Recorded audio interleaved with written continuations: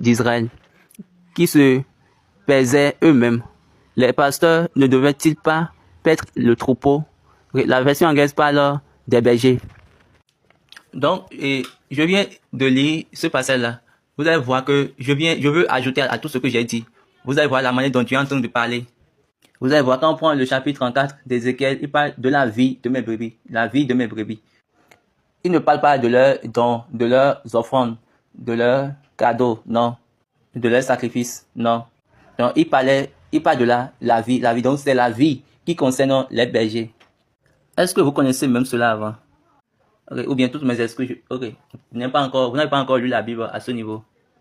Mais tout ce qui a été dit là, c'est vraiment bon. Berger. Maintenant, examine toi-même et regarde ceux qui te font la prêche, ceux qui te font la prédication, ou bien ceux qui sont tes enseignants. Et j'espère qu'ils sont des évangélistes, des vénérables seigneurs évangélistes. Ils portent cela comme toge pour venir prêcher pour vous. Ils construisent leurs paroisses, leurs églises. Ils font des paroisses jusqu'à ce qu'ils font même des paroisses annexes. Et ils disent paroisse 1, paroisse 2, paroisse 3, paroisse 4. Toujours de la même personne. Quand tu es berger, tu es en charge du troupeau ou bien de la bergerie qu'on t'a confiée. Tu es uniquement en charge de la bergerie qu'on t'a confiée. Et vous dites, il y a des paroisses, cette paroisse appartient à telle personne, telle personne, telle personne. Et jusqu'à ce que vous avez commencé par dire, il y a des duos, les duos de paroisse. Il n'y a aucun duo quelque part. Un berger, une bergerie, un berger, un troupeau. Tu es responsable, tu es en charge uniquement de la paroisse, d'une paroisse. Et quand cette paroisse-là prend d'ampleur, une autre personne est maintenant en charge.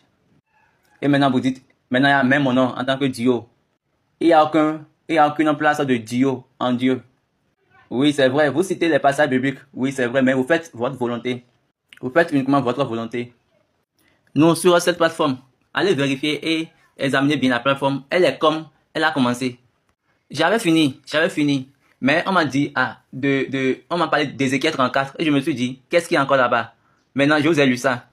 Quand on m'a parlé d'Ézéchiel 34, qu'est-ce que c'est là-bas? Je ne connais pas. En vérité, je ne connaissais pas. Mais quand j'ai pris et j'ai commencé par lire, il a parlé des bergers. Même ce passage, même là, Ézéchiel 34 a déjà même donné la fonction des bergers. Quelle sera la fonction du berger? Donc, j'exhorte tout le monde à lire ce chapitre-là, Ézéchiel 34 proprement.